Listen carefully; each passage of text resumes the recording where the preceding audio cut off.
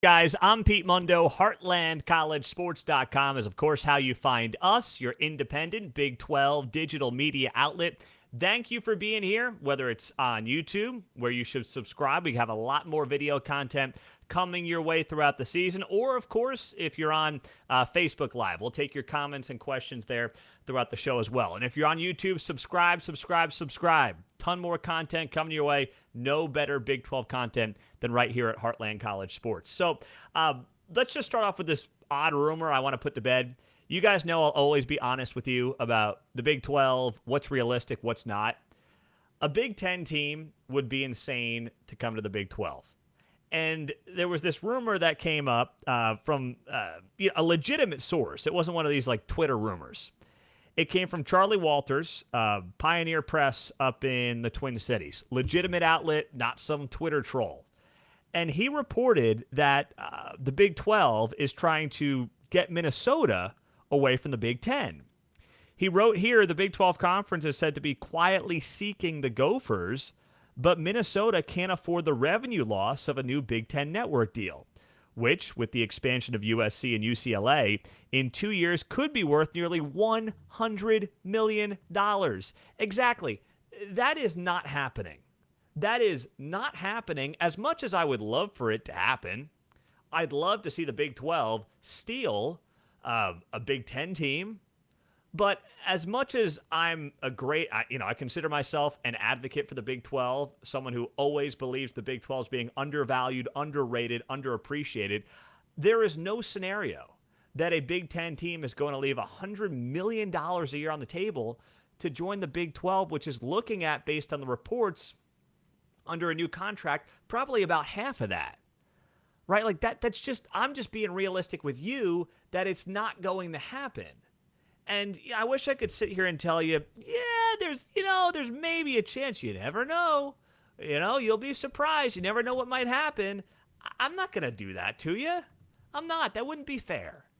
So I'm looking at this and I'm saying to myself, okay, sitting here, seeing this story, and the guy's credible. There's no doubt about it. It's a legit news outlet and reporter sharing the information. And I respect what Brett Yormark is doing. I mean, I love the fact that Brett Yormark is thinking outside the box and is thinking, hey, why can't the Big 12 poach a Big 10 team? For Minnesota, maybe they get a better recruiting pipeline to the state of Texas. They're a little bit more competitive in football, but you're going to leave 40, 50 mil a year on the table to go to the Big 12? You're not going to do that. You're just not. And I wouldn't blame Minnesota for not doing that. That would be foolish to do it. And frankly, I don't think Minnesota would be all that more competitive in the Big 12 than the Big 10. Like, I think you put Minnesota in the Big 12 today, it's a middle-of-the-pack Big 12 team. You have them in the Big 10 today, they're a middle-of-the-pack Big 10 team. Now, they're higher up because they're in the Big 10 West, but the Big 10 West is like the minor leagues compared to, the Big 10 East. So it just doesn't make any sense.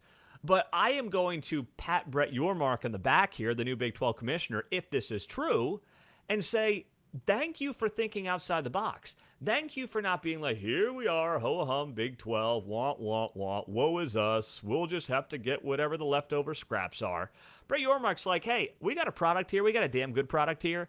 And you want to be a part of it or not? Maybe he's shooting for the stars. Maybe he's the guy who's a 7 asking out the girl who's a 10. But you know what? You got to take your shot once in a while. And I can appreciate that. And I hope you can too. So I'm putting that one to rest just because I'm not going to sit here and say, well, maybe there's a chance. I don't see how there is any chance. And if I get proven wrong, I'll send Brett Yormark. I'll send Yormark, some flowers myself, flowers and chocolates on me and on Heartland College Sports. All right, that's what's coming Brett Yormark's way if he pulls something like that off. Looking at the comments here. What do we have here? Elijah writes, it's nice to have Minnesota and Iowa come to the Big 12. Throw Nebraska in it, why don't you? Iowa's never leaving. Nebraska's never leaving. And Minnesota's never leaving. Minnesota's one of the founders. They've been in the Big Ten since 1896 with like Michigan and some of the others.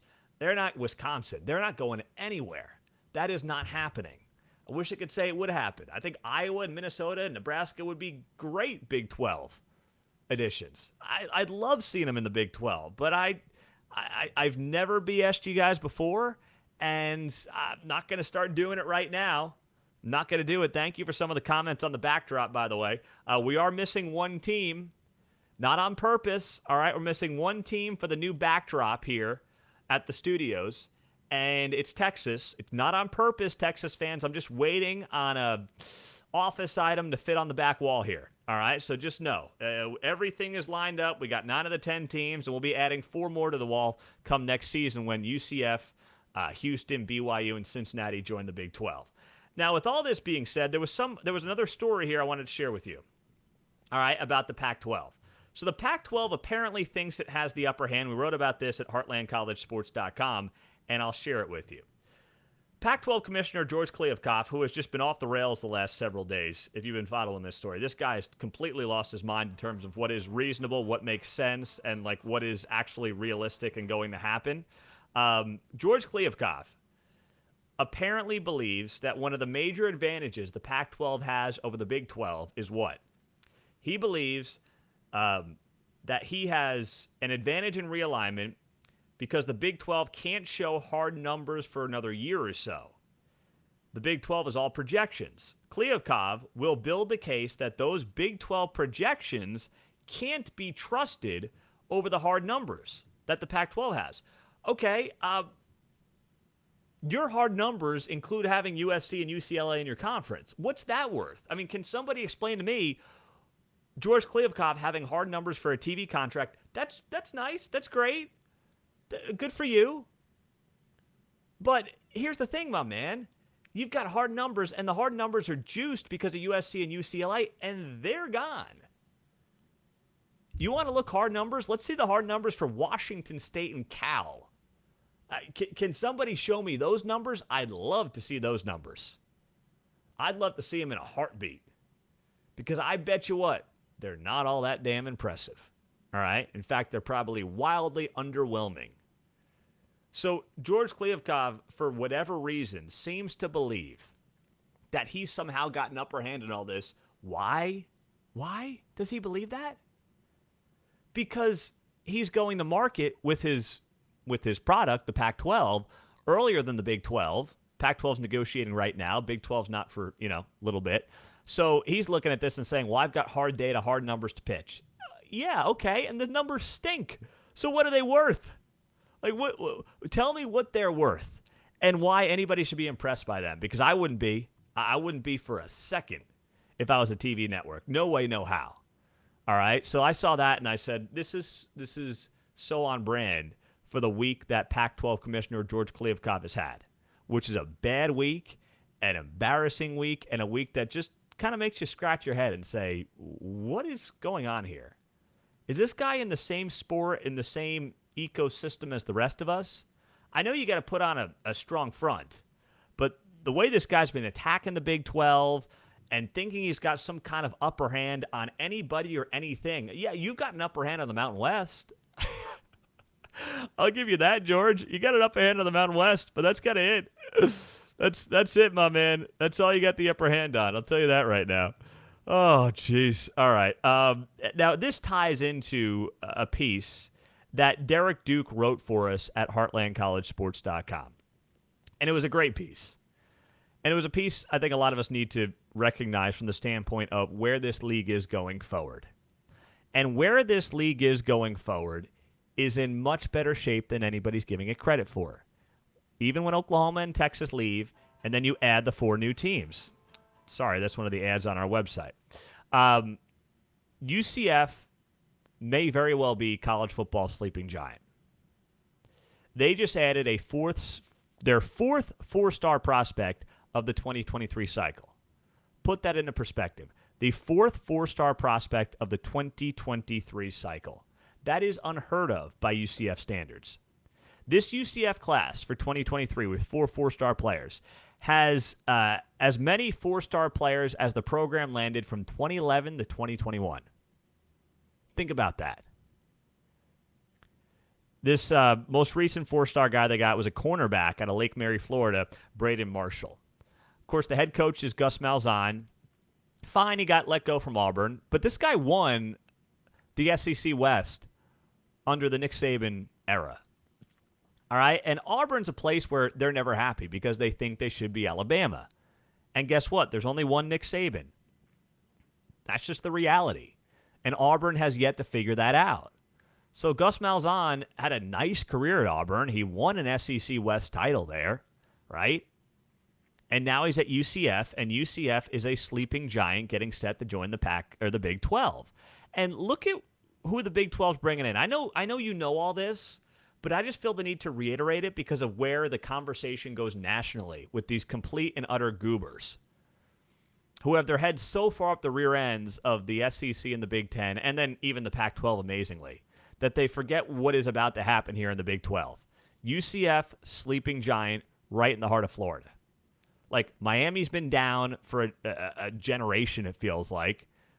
Florida ebbs and flows, but, ever since the Urban Meyer era, up and down. Florida State's kind of fallen off by the wayside. UCF, Florida's football as a state is very inconsistent right now. Why not UCF? As one of the pillars who can compete in that state with the best of them under Gus Malzahn in the Big 12. Cincinnati was in the college football playoff last year. Has one of the best coaches in the entire sport in Luke Fickell, an Ohio guy, who now can compete for some of the best talent right there in the Ohio Valley when they get in the Big 12. Add in Houston, Dana Holgorsen. All right, Dana, he had some really good years at West Virginia, a little goofy. But still, a guy who has competed at the highest level, no doubt about it. And BYU is like 23-4 the last 2 years. National brand, national program. No doubt in my mind, BYU is ready for that next level. I'm not sitting here telling you the Big 12 is going to be the Big 10 or the SEC. It's not. Once again, I'm not going to BS you. But it is going to be head and shoulders from a depth perspective and a talent perspective, the number 3 conference in college football, no doubt in my mind. And in college basketball, it still may be right up there 1 or 2. When you think about Kansas and, Baylor, obviously, those two being at the top. But think about where the programs of Iowa State, Oklahoma State, Texas Tech are going to be.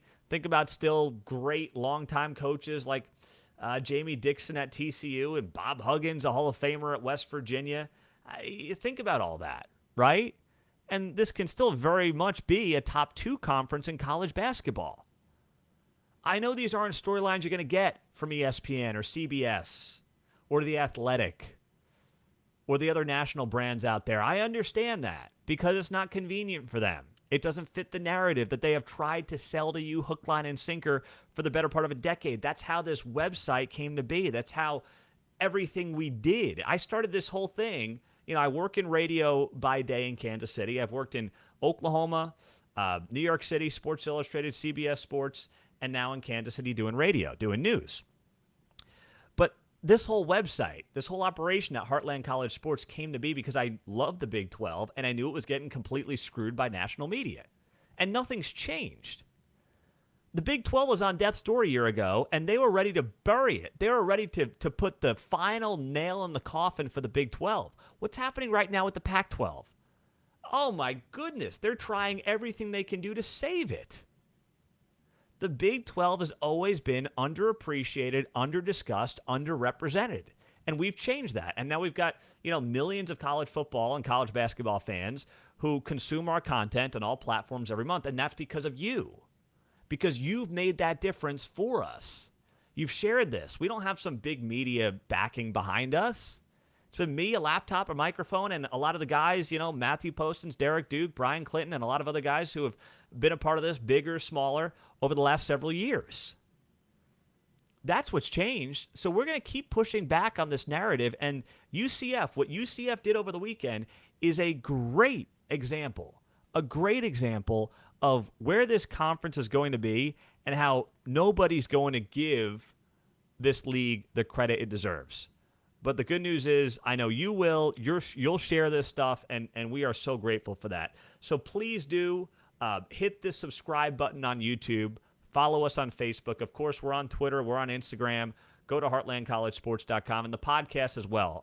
We've got a ton of audio content that doesn't always make the YouTube page. Phil Steele's going to be on our podcast this week, so go find us on iTunes or wherever you get your podcast as well. I'm Pete Mundo, heartlandcollegesports.com. It is so great to be here with you guys. Thank you for being here.